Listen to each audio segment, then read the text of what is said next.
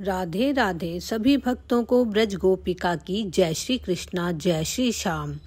आज हम श्रावण मास के शुक्ल पक्ष में जो एकादशी आती है उसकी कथा सुनेंगे। श्रावण मास के शुक्ल पक्ष की एकादशी बहुत ही शुभ होती है।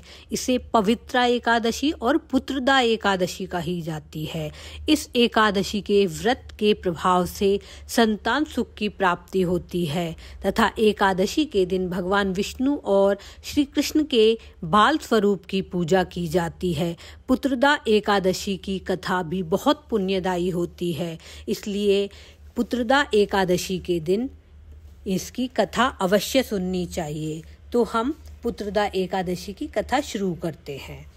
युधिष्ठिर ने पूछा, मधुसूदन, श्रावण के शुक्ल पक्ष में किस नाम की एकादशी होती है? कृपा मेरे सामने उसका वर्णन कीजिए। भगवान श्री कृष्ण बोले, राजन, प्राचीन काल की बात है। द्वापर युग के प्रारंभ का समय था। महिष्मतिपुर में राजा महीजीत अपने राज्य का पालन करते थे, किंतु उन्हें कोई पुत्र नहीं था, इसलिए वह राज्य उन्हें सुखदायक प्रतीत नहीं होता था। अपनी अवस्था अधिक देख राजा को बड़ी चिंता हुई। उन्होंने प्रजा वर्ग में बैठकर इस प्रकार कहा, प्रजाजनों, इस जन्म में मुझे कोई पातक नहीं हुआ। मैंने अपने खजाने में अन्याय से कमाया हुआ धन जमा नहीं किया है। ब्राह्मणों और देवताओं का धन भी मैंने कभी नहीं लिया।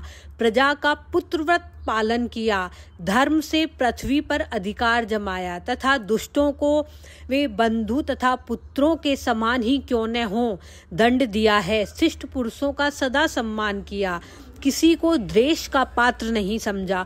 फिर क्या कारण है जो मेरे घर में आज तक पुत्र उत्पन्न नहीं हुआ?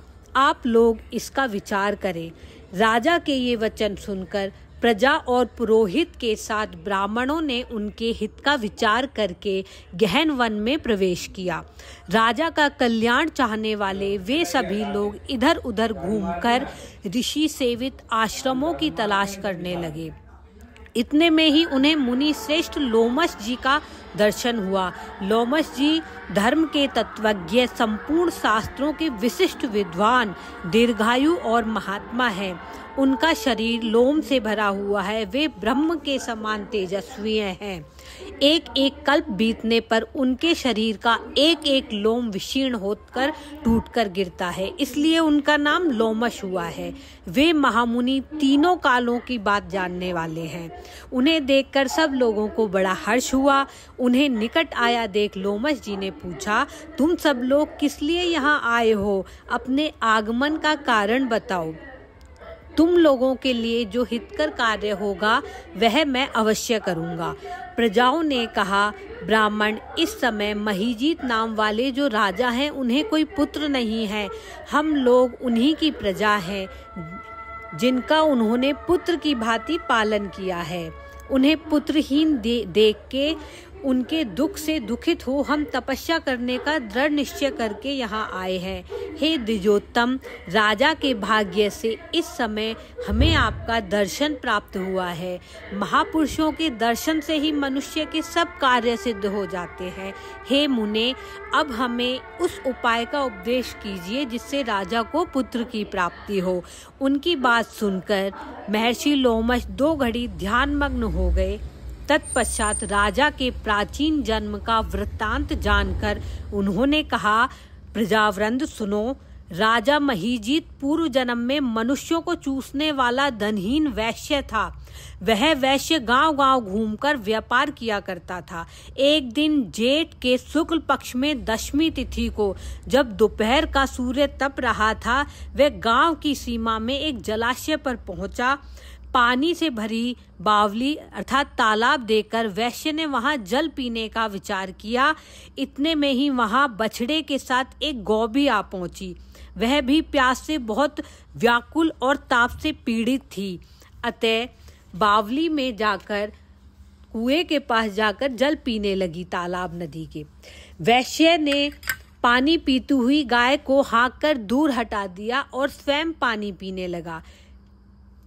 उसी पाप कर्म के कारण राजा इस समय पुत्रहीन हुए हैं। किसी जन्म के पुण्य से इन्हें अकंटक राज्य की प्राप्ति हुई है। प्रजाओं ने कहा, मुने, पुराण में सुना जाता है कि प्रायश्चित रूप पुण्य से पाप नष्ट होता है, अतः पुण्य का उपदेश कीजिए जिससे उस पाप का नाश हो सके।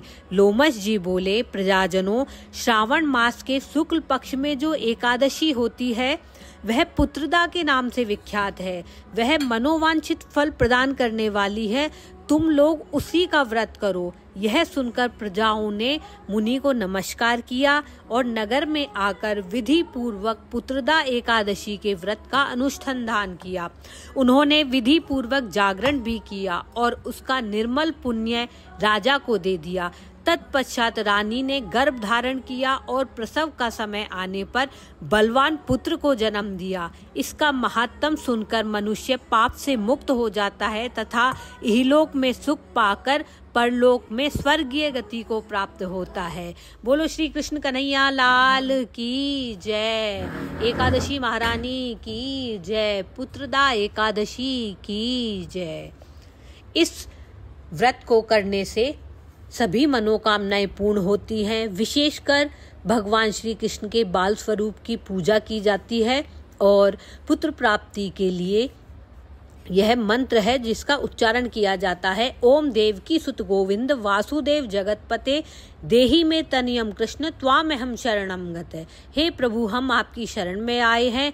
हे देवकी के पुत्र, हे गोविंद वसुदेव, सारे जगत का वो पालने वाले, हमें आप अपने समान पुत्र दीजिए। इस प्रकार जो भक्त सच्चे मन से भगवान श्री कृष्ण के बाल स्वरूप की पूजा करता है तो भगवान की कृपा से उसे सौभाग्यशाली तथा बलवान धार्मिक पुत्र की प्राप्ति होती है। बोलो पवित्रदा एकादशी की जय। पुत्रदा एकादशी की जय। जय जय श्री राधे, जय जय श्री राधे, जय जय श्री राधे श्याम।